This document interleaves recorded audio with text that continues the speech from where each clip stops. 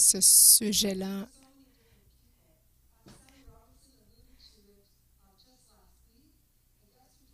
il est partagé par Sammy Robinson la semaine passée. Aussi, il a été partagé par les Watchmen of the Nation au courant de la semaine dernière.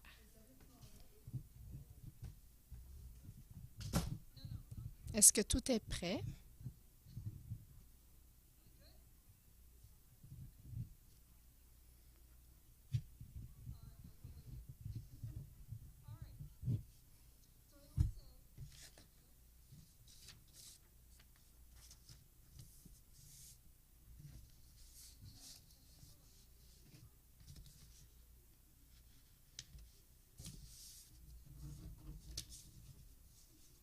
J'ai besoin d'aide côté technique, je m'excuse.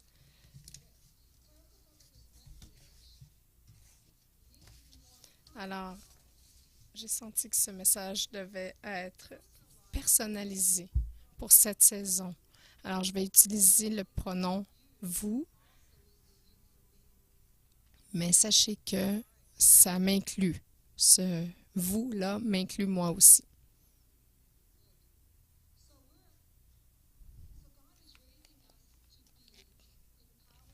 Alors, Dieu nous élève pour être des gens qui vont changer le monde.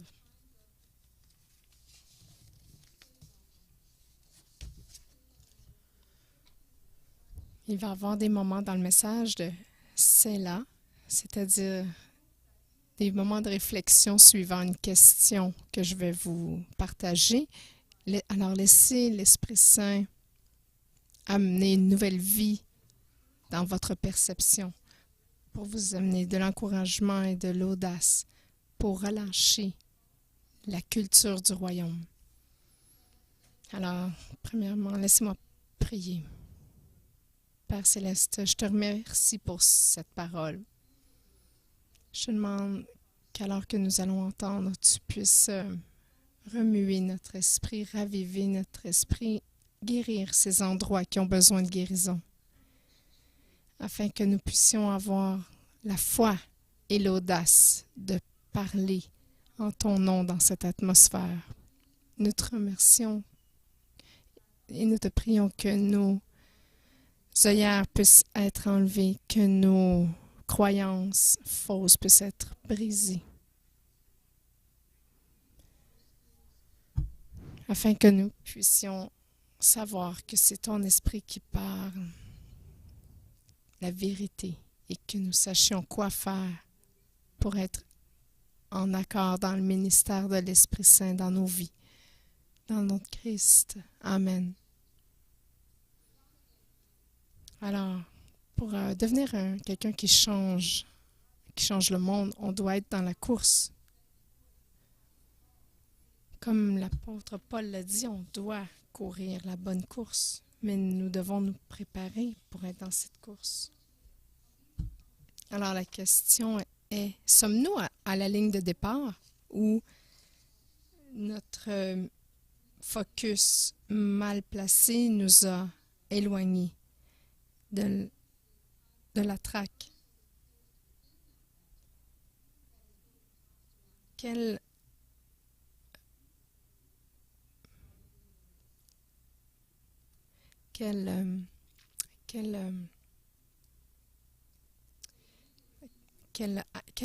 qu'est-ce que vous avez placé dans ce bâton que vous allez partager aux autres?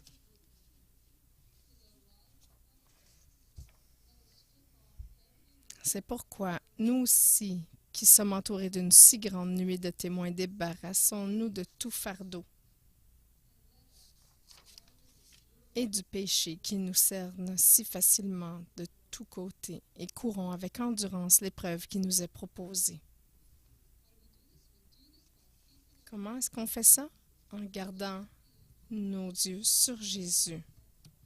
C'est lui qui perfectionne notre foi. Regardez dans Hébreux 12, 1 à 2. Gardons les yeux fixés sur Jésus qui nous a ouvert le chemin de la foi et qui porte à la perfection.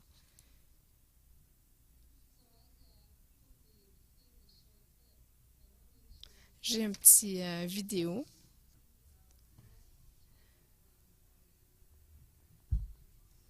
Je vous demande de penser quel type de coureur êtes-vous?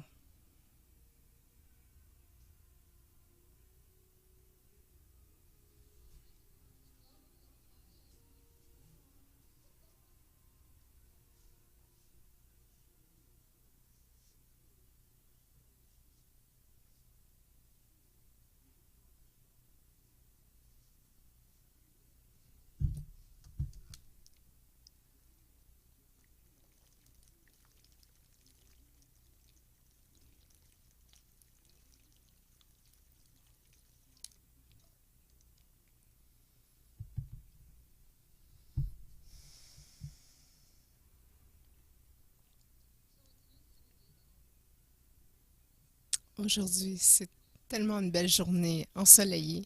C'est un grand changement.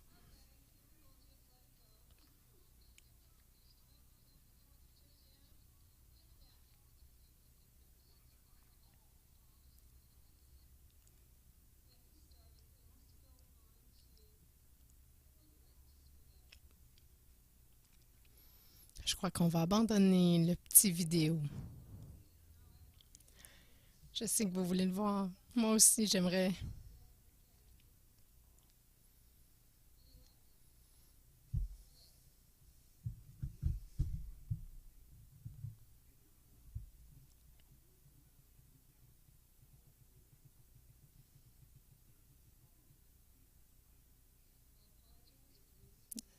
Je m'excuse pour les gens qui sont en streaming.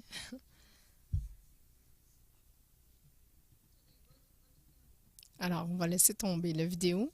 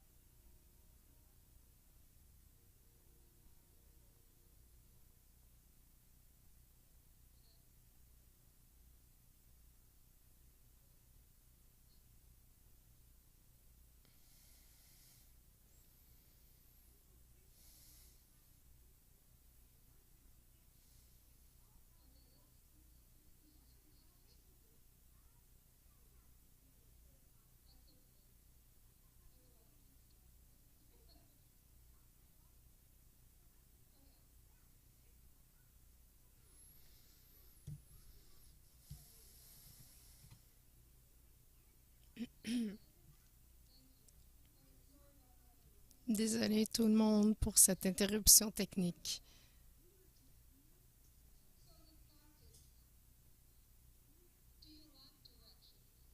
Alors, la vraie question que je voulais vous poser, c'est est-ce que vous manquez de direction dans la course? Est-ce que vous allez dans la vie sans direction précise?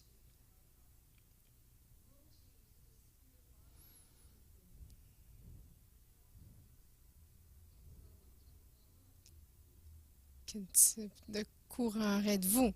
Regardez dans Jean 14, verset 12. C'est Jésus qui parle, qui dit vraiment, je vous l'assure, celui qui croit en moi accomplira les œuvres que je fais. Il en fera même de plus grandes parce que je vais auprès du Père.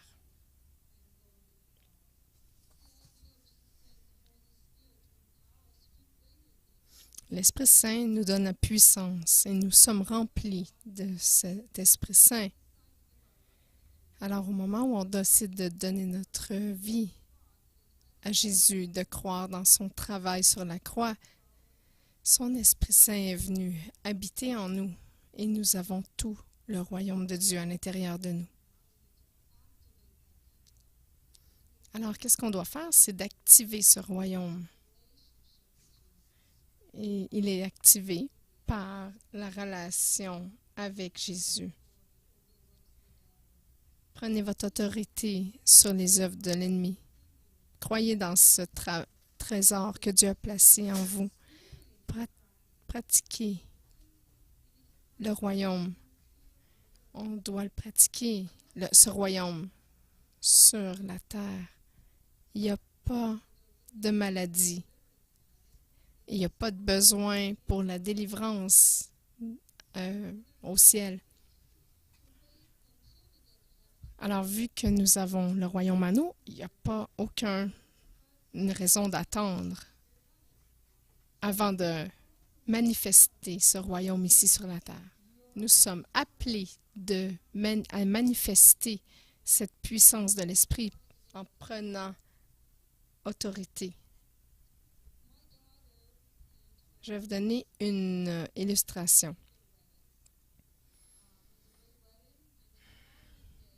Ma fille se mariait et s'en allait à leur lune de miel. Ils avaient des billets pour aller en voyage, mais ils ont changé l'heure du vol. Et lorsqu'ils prennent le déjeuner, ils réalisent que leur avion part dans 10 minutes. Ils étaient complètement déboussolés. Ils sont arrivés à l'aéroport et ils ont réalisé qu'ils étaient 6 couples qui devaient aller sur ce vol. Ils se demandaient tous comment ils allaient rejoindre leur destination. Alors, ça m'a brassé un petit peu. Ça, je me suis dit, ça ne devrait pas arriver, ça. Alors, j'ai dit à l'avion de revenir à l'aéroport qu'il fallait qu'il répare l'air climatisé. Et là, j'ai continué ma journée. Et plus tard, j'ai appris qu'effectivement, l'avion était revenu et il a repris ma fille, son fils et les 5 autres couples. Et j'ai dit, wow, merci Seigneur que c'est arrivé. Alors, vous voyez, on peut prendre autorité. Lorsque nous croyons en qui nous sommes, nous prenons notre autorité. C'est d'activer cette autorité. La seule manière que ces dons de l'Esprit Saint vont être activés par la puissance de l'Esprit Saint, c'est par vous qui allez utiliser votre autorité déléguée en participant à cette course dont Paul parle. Ne savez-vous pas que sur un stade, tous les concurrents courent pour gagner et cependant, un seul remporte le prix? Courez comme lui de manière à gagner. 1 Corinthiens 9, 24. Est-ce que nous sommes vraiment partis de cette ligne de départ? Je vais vous donner un moment de pause. Vous savez, le pistolet de départ a été lancé. L'Esprit Saint court de personne en personne en distribuant le bâton de gloire pour donner naissance à ces gens qui changent le monde. Dans le livre des Actes 17, verset 6, on entend Paul qui parle à ces gens de Thessalonique qui ont couru aux officiels et ils ont dit, ces individus, criait-il, ils ont mis le monde entier sens dessus dessous et maintenant ils sont ici. Ils étaient complètement apeurés.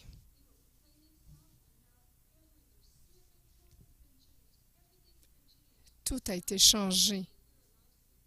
Et maintenant, ils sont ici dans notre ville. Pouvez-vous imaginer maintenant? Imaginez. Imaginez que vous avez été appelé à être quelqu'un qui change le monde. Les gens vous regardent et disent, vous avez tourné le monde sens dessus dessous avec votre esprit d'influence.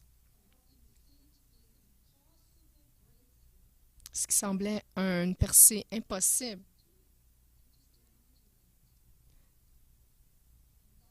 imaginer pour un instant. C'est ce que vous avez été appelés à devenir. Car dans Philippiens 2, verset 13, on dit « Car c'est Dieu qui produit en vous le vouloir et le faire selon son bon plaisir. » Il vous a donné cette puissance. De quelle manière vous êtes-vous préparé à courir la course avec tous les enseignements que vous avez reçus? Que faites-vous avec votre esprit transformé? Que faites-vous des opportunités que Dieu place devant vous? Vous savez qui est Hélène Keller?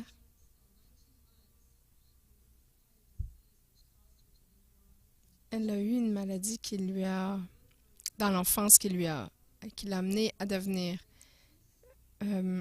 sourde et aveugle. Et elle est une personne des plus courageuses de son époque. Elle a dit « Je suis seulement une personne, mais je suis quelqu'un. Je ne peux pas tout faire, mais je peux faire quelque chose. Et parce que je ne peux pas tout faire, je vais refuser de faire quelque chose que je peux. Je ne veux pas refuser de faire quelque chose que je peux faire. » Elle a changé l'histoire par la manière qu'elle a eu de surmonter les obstacles physiques. C'était la première personne aveugle et sourde à graduer de l'université. Elle a été une voix pour les gens handicapés. Elle était une écrivaine, une activiste politique, une écrivaine. J'ai lu un livre qui s'appelle Heavy Rain et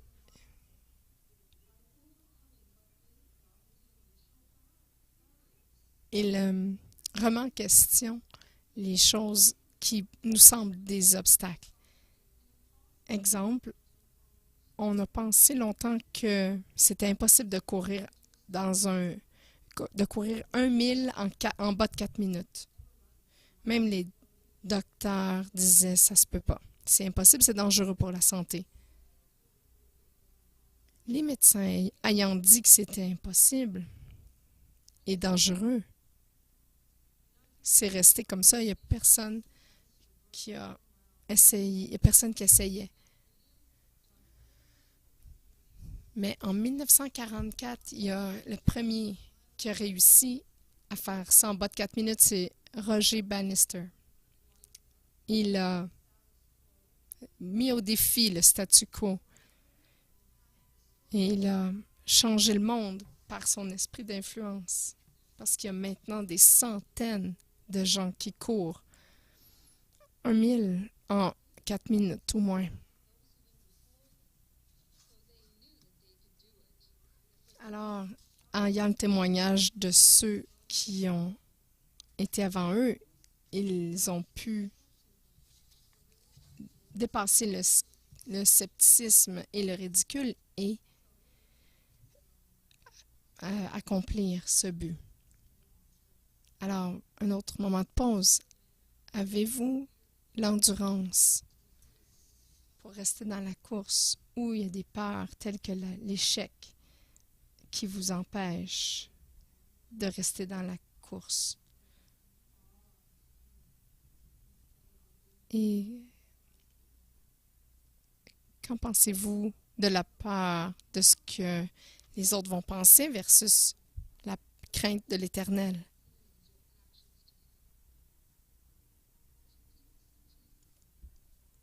Est-ce que les gens peuvent voir Jésus à travers vous? Est-ce que vous croyez que rien n'est impossible à ceux qui croient? Est-ce que votre but dans la vie motive les autres à cette culture du royaume de Dieu? Est-ce que vos actions dans votre vie motivent les autres dans votre cercle d'influence? Vous savez, les gens vous regardent, particulièrement si vous leur dites que vous êtes chrétien.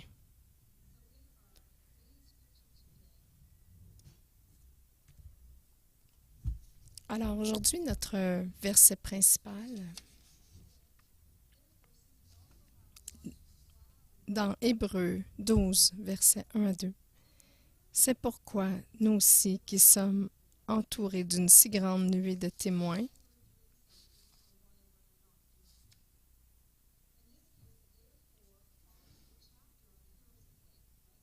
ce chapitre suit celui des héros de la foi.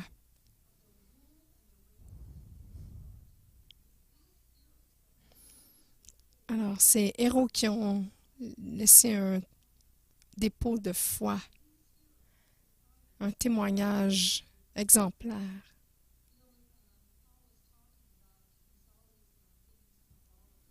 Vous savez, Paul donne souvent beaucoup de symboles et on parle de course ici. Vous savez, en ce temps-là,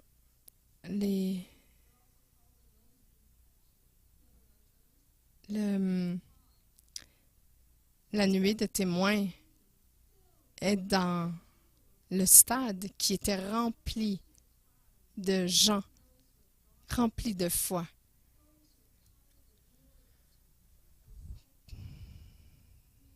Tous ceux qui ont porté le bâton de la foi dans le passé, à travers l'adversité, qui mettaient au défi le statu quo de leur époque. Il y a eu des gens qui ont été lapidés, d'autres qui ont été crucifiés la tête en bas ou dont on a coupé la tête à cause de leur foi en Jésus. Lorsque je pense à nous, parfois, les gens nous regardent de travers et on se sent persécuté.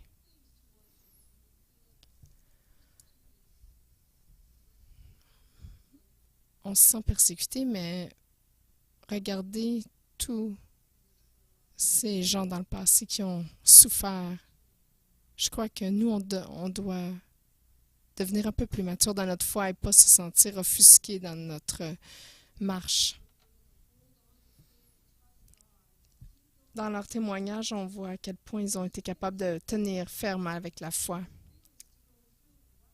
avoir de la persévérance pour traverser, peu importe, toutes les épreuves pour transporter le bâton de gloire à l'autre génération. Mon message, c'est n'abandonnez pas, ne laissez pas la course, ne blâmez pas. Vous avez tellement bien couru déjà dans cette course. Soyez fidèles, maintenez ferme.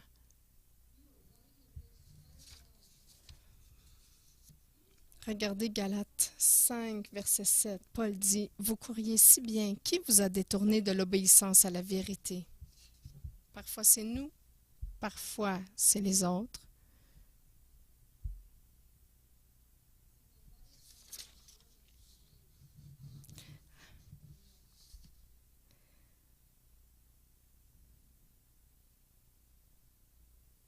Courons avec endurance l'épreuve qui nous est proposée.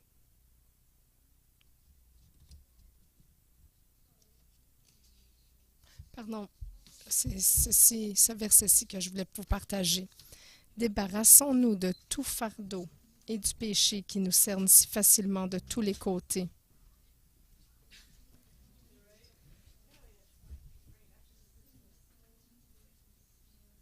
Le péché qui nous a tellement facilement pris au piège.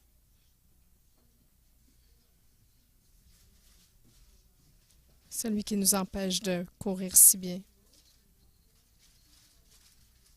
On doit être des gens d'obéissance, complètement dédiés à Dieu, pas à la chair, pas aux autres, pas au monde et à ses opinions, mais plutôt dédiés au Père. Nous devons être humbles, retourner vers le Père et confesser nos péchés actuels. Et ensuite, à partir de là, reprendre la course avec un but. Est-ce que vos convictions personnelles viennent en contradiction avec les principes du royaume et vous empêchent de participer complètement est-ce que les choix que vous faites sont motivés par l'amour que vous avez envers le Père? Les parents de mon mari travaillaient pour le CN et ils pouvaient avoir des billets pour voyager partout dans le Canada gratuitement.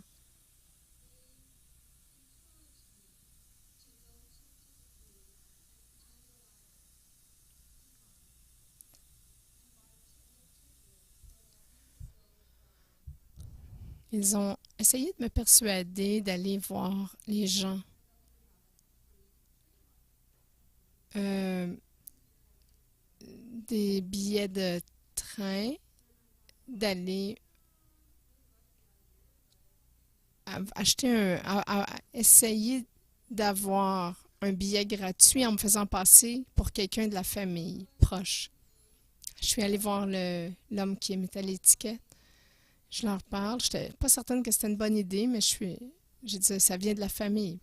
Alors, j'ai dit, voici mon nom et ceci, mais c'est pas mon vrai nom. Mais ils m'ont donné le billet quand même.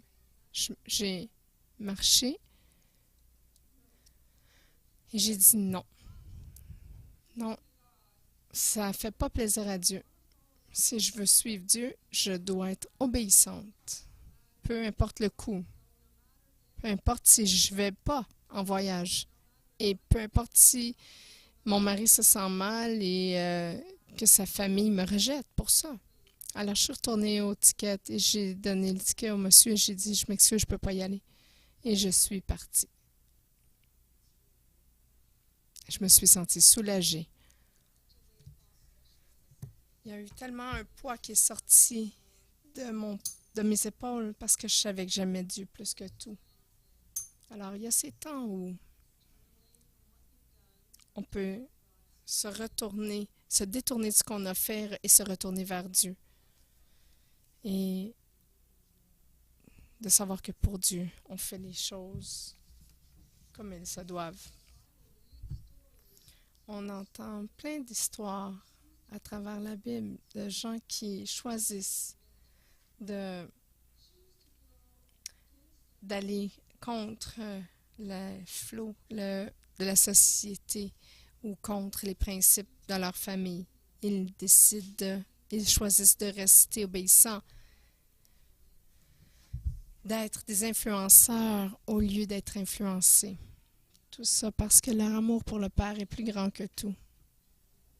Je pense à Daniel, qui ne voulait pas se prosterner devant une idole, Caleb et Josué, qui n'ont pas suivi les opinions et pressions de la foule, mais qu'ils ont adhéré à la vision de la terre promise. Et ce sont été les seuls de leur génération qui sont allés sur la terre promise. Et je pense à la reine Esther, qui n'a pas laissé la peur d'être mise à mort, de sauver son peuple.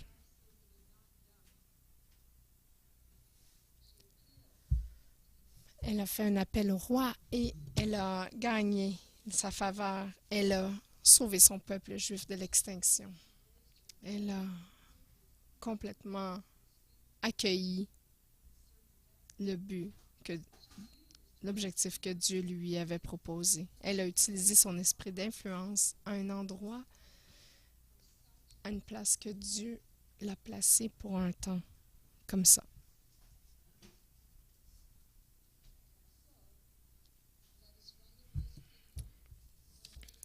Alors, courons avec endurance l'épreuve qui nous est proposée.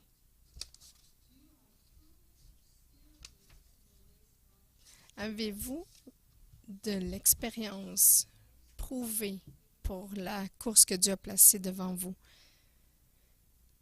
Avez-vous tout ce qu'il faut pour un temps comme le nôtre? Dieu a mis des saisons naturelles et surnaturelles. Ceux qui on a la chance, le privilège de vivre dans un temps très, très intéressant. Même si vous auriez souhaité être né dans un autre siècle, Même si vous sentez que vous voulez vous cacher dans une cave jusqu'à l'enlèvement, vous êtes né en ce temps pour une raison et Dieu ne fait pas d'erreur. Vous faites partie de l'équipe du royaume. Chaque joueur dans l'équipe est nécessaire. Votre présence est sans équivoque. Parce que vous êtes en contact avec certaines personnes que je ne suis pas en contact.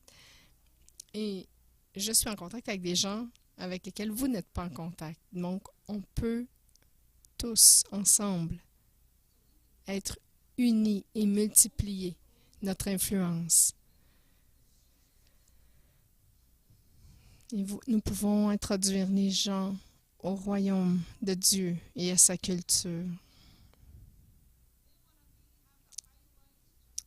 Il n'y a pas beaucoup de gens qui veulent être le capitaine de l'équipe. On n'est pas tous appelés à être au centre du stage. Imaginez, on ne peut pas tous être des goalers. Il n'y aurait pas de but de compter. On doit tous avoir notre position pour faire en sorte que ça fonctionne. Chaque position est nécessaire. Chaque sourire à un passant est nécessaire. Chaque offense qui est rejetée est utile. Chaque pardon est important. Tout ça, Dieu l'utilise pour la guérison, pour l'intercession, pour la prophétie. Tout ça est nécessaire.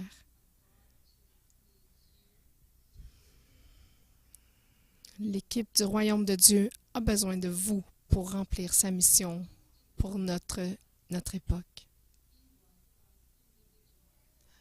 Jésus ne focusait pas sur la foule, il était très personnel, un à un. Alors, Dieu a besoin de vous. Vous savez, il y a une grande récolte qui s'en vient et c'est pas le temps d'être un joueur assis sur les côtés, regardant la partie.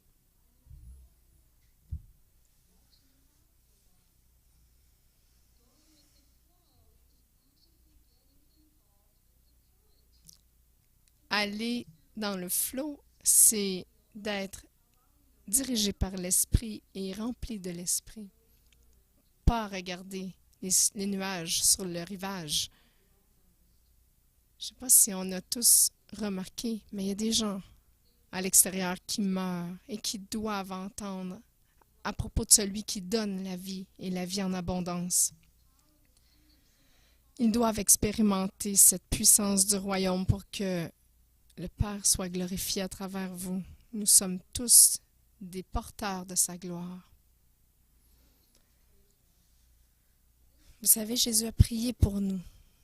Lorsque je lis ceci, ça m'emporte toujours. Jésus a dit, je prie, regardez Jean 17, verset 20. Ce n'est pas seulement pour eux que je prie, c'est aussi pour ceux qui croiront en moi grâce à leur parole.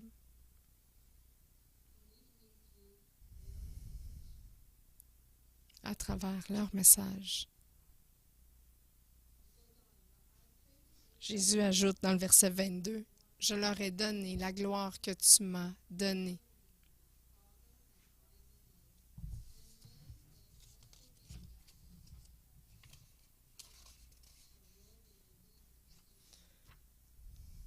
Le monde va croire que tu m'as envoyé.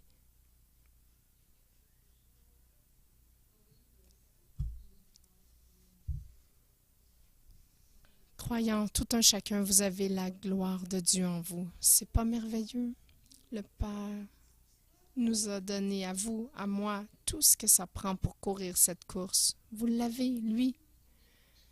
Mais nous devons faire un choix pour poursuivre la culture du royaume dans un monde différent.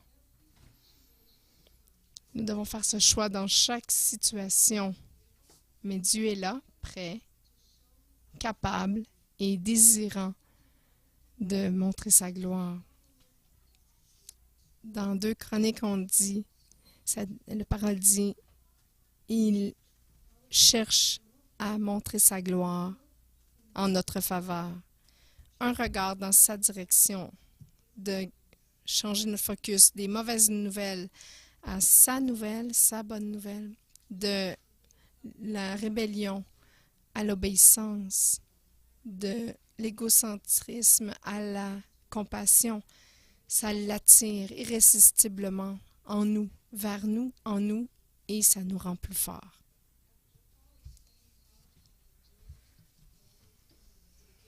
Paul explique comment avoir de l'endurance pour courir la course. Il dit, on peut faire ça en gardant nos yeux sur Jésus, celui qui perfectionne notre foi. Le focus de nos yeux détermine notre direction. Si votre focus est distrait, vous allez chambranler.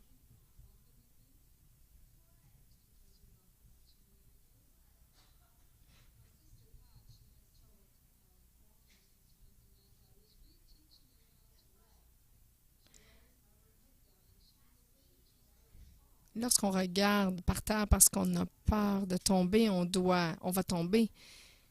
Mais si on regarde à l'horizon, on va aller là où nos yeux regardent. Lorsqu'on a notre focus sur la télé, notre travail ne sera pas accompli. Si on a nos yeux sur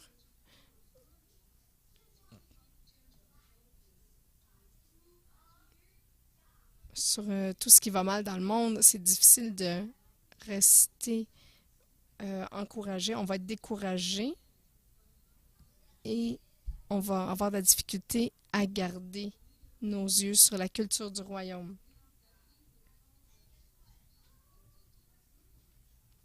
Dieu nous cause à avoir ces fardeaux.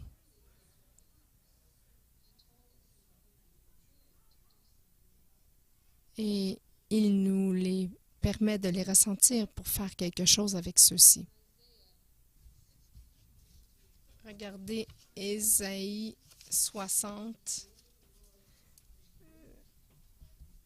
Lève-toi, sois éclairé, car ta lumière arrive, et la gloire de l'Éternel se lève sur toi.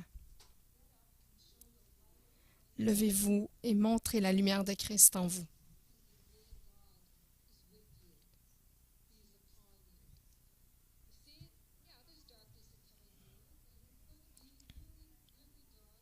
Voici les ténèbres couvrent la terre et l'obscurité les peuples. Mais, c'est un gros mais. Mais sur toi, l'Éternel se lève, sur toi sa gloire apparaît. Des nations marchent à ta lumière et des rois à la clarté de tes rayons.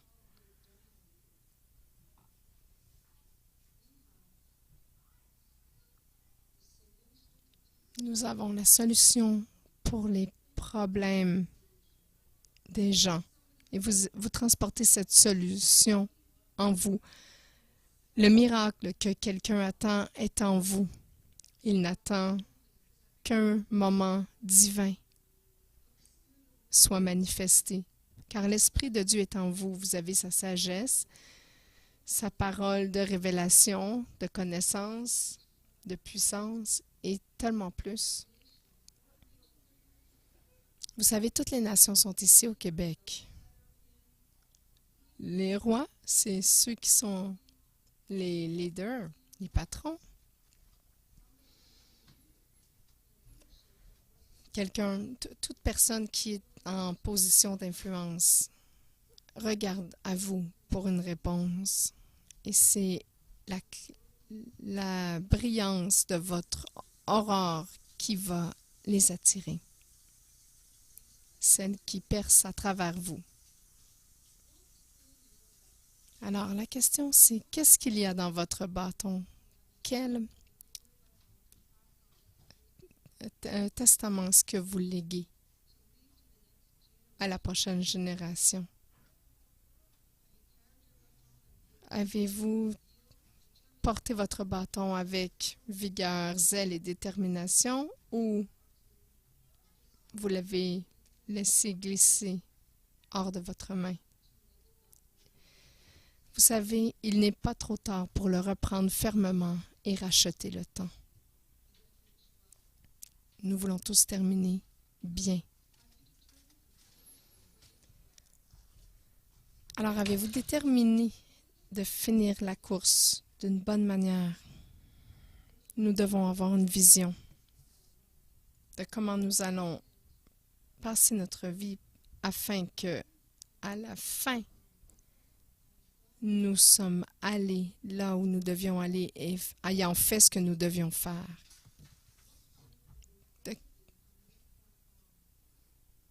De quelle race allez-vous appartenir? Est-ce qu'il y a certaines actions que vous devez faire pour devenir plus obéissant? Faites-le. Dieu va vous récompenser.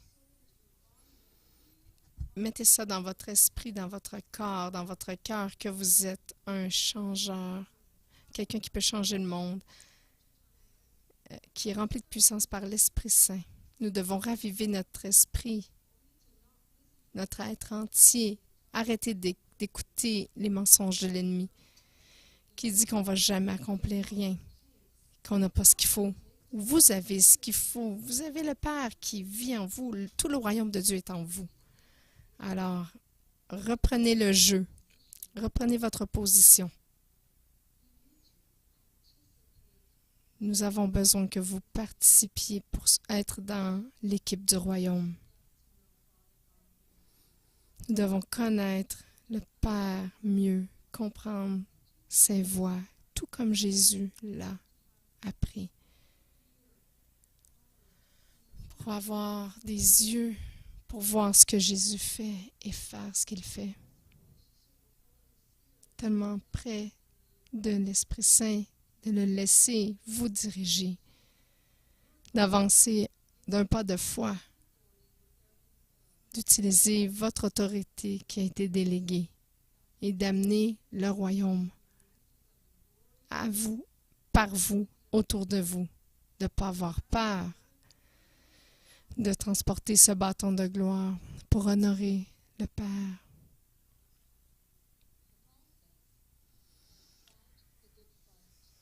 L'apôtre Paul a dit dans 2 Timothée 4, 7, « J'ai combattu le bon combat, j'ai achevé ma course, j'ai gardé la foi. » Dieu a dit dans Josué 1, verset 9, « Je t'ai donné cet ordre, prends courage et tiens bon, ne crains rien et ne te laisse pas effrayer, car moi, l'Éternel ton Dieu, je serai avec toi pour tout ce que tu entreprendras. » Il est avec nous dans tout ce que nous faisons alors. Prions ensemble.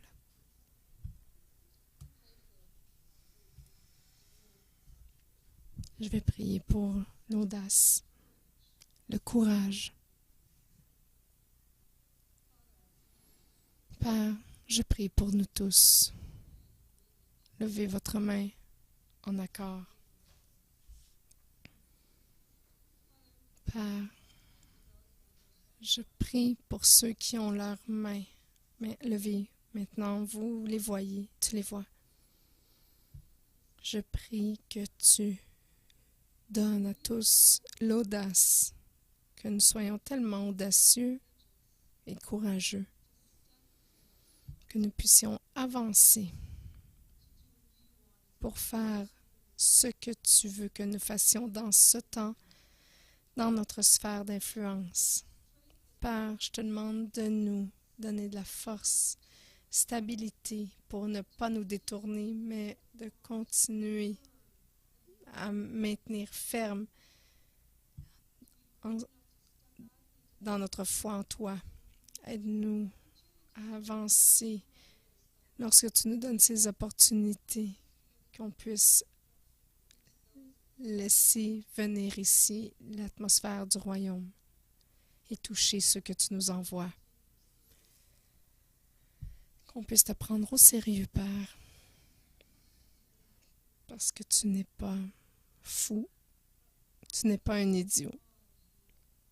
Que nous soyons tellement émerveillés devant toi, connaissant qui tu es,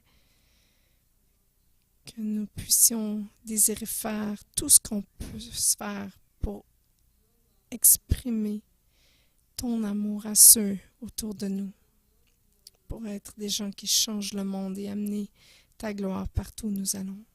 Merci, Père, pour ton Esprit Saint. Amen. Soyez bénis.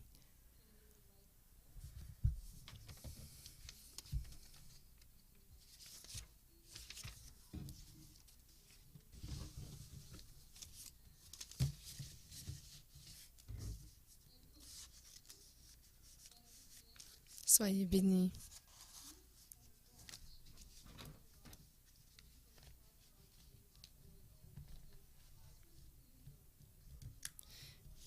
Laissez vos sens du royaume ouverts. Il y a des centaines de gens autour qui ont besoin d'entendre cette parole de Dieu. Dieu a tellement placé beaucoup en vous. Vous avez tout simplement à dire « Oui, Père, laisse-moi voir ce que tu fais. Qu'est-ce que tu veux que je fasse, Jésus, aujourd'hui, maintenant? » Écoutez cette voix. Vous savez, parfois cette voix, c'est comme la vôtre.